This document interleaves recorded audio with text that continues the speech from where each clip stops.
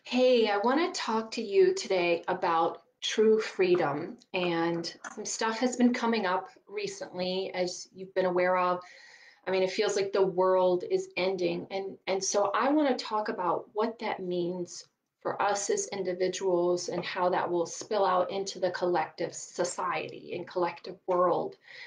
And so I want to just kind of talk about how the stuff that we've been avoiding has led us really to where we are today. So, when we have a perception or a childhood trauma, that's what I tend to call them, those childhood traumas, those perceptions that have left us hurt, have left us vulnerable, have left us wounded.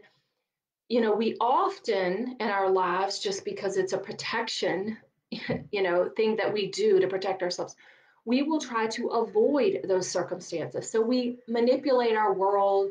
We do whatever we can to avoid being hit with that pain again and again and again. And so, as you know, and when we talk about in my process, is like leaning into it, consciously surrendering to it, because by fighting it, by resisting it, it just is going to come up over and over and over again. And what we've seen collectively as a world is that you can't hide from these things. So let's take, for example, with the world and COVID, right? Very recently, I've got one client who, in particular, was very isolated as a child. And COVID for her has been so painful because she spent her whole life manipulating her circumstances so that she's never alone, so that she's always with people, enjoying company, has lots of friends, and those friends keep her from feeling that isolation that she felt as a child, that pain that she felt, that sense of abandonment that she went through.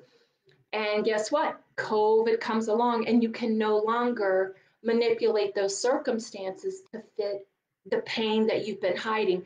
And I talk about this a lot, how much cell phones have been just horrible on our society because it's at your fingertips. It's a distraction at your fingertips.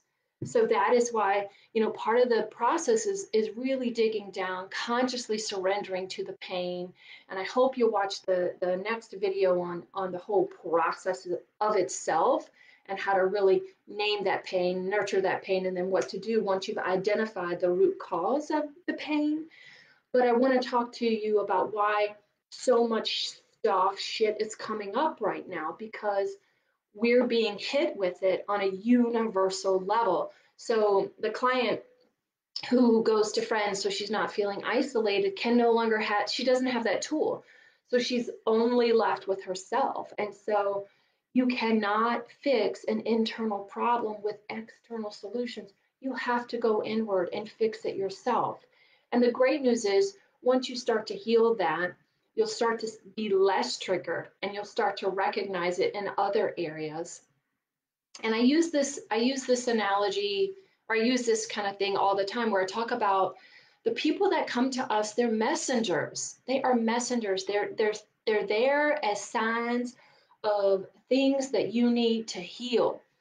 uh, and for me lately, the judgment has been a sign for me where I still have some work to do when I feel judged. So that means that's an area where I need to go inward and look within me and figure out what's going on. Where is that root cause of that?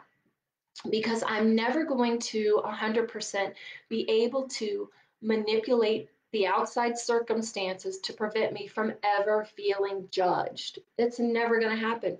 And boy, did the last couple of weeks really pop that up, right? It was nothing but judgment on social media.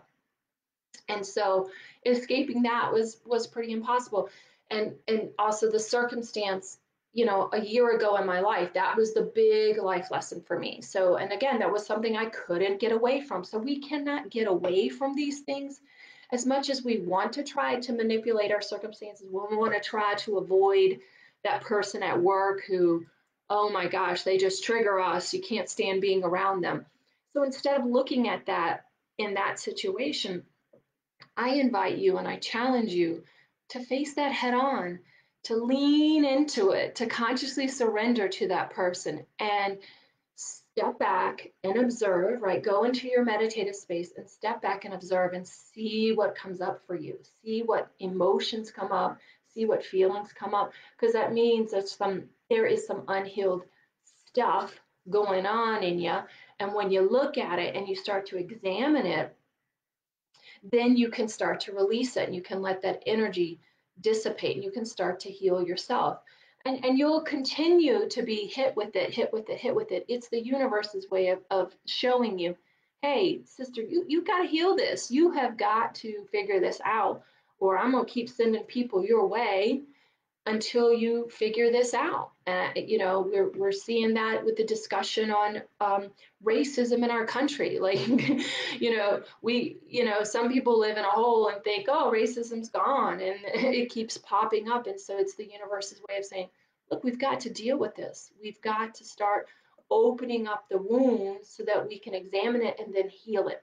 So that's what I want you to do within you is when you feel triggered, when you recognize that, hey, there's that person that I constantly avoid, or there's that situation that I don't want to face with, or I'm tired of being alone at night. I feel so lonely. I just want to escape it. I want to go on my phone, pick up the dating app, all that stuff.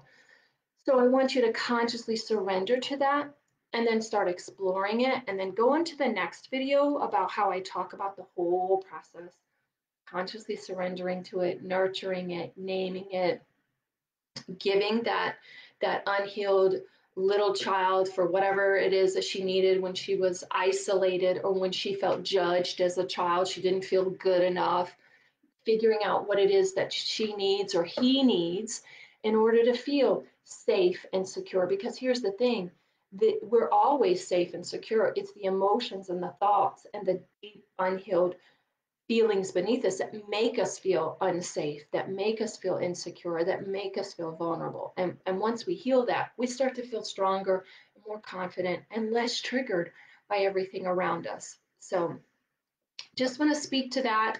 I hope y'all are having a great week. I'm looking forward to talking with you. Set your intention, right? Make a conscious effort to set up your day, to set up your week. What is it you want to create today? Where do you want to learn, right? What do you want to look at today? So I noticed for me, one of the things that I've been doing very recently is uh, setting an intention for my uh, setting an intention for my meditation. So going into my meditations with an intention. It's been really, really interesting to see what creativity has come out of it very recently too. So set up that intention. Have a great week. Let me know what you need, how I can help. Reach out to me because I'm here for you. All right. Thanks.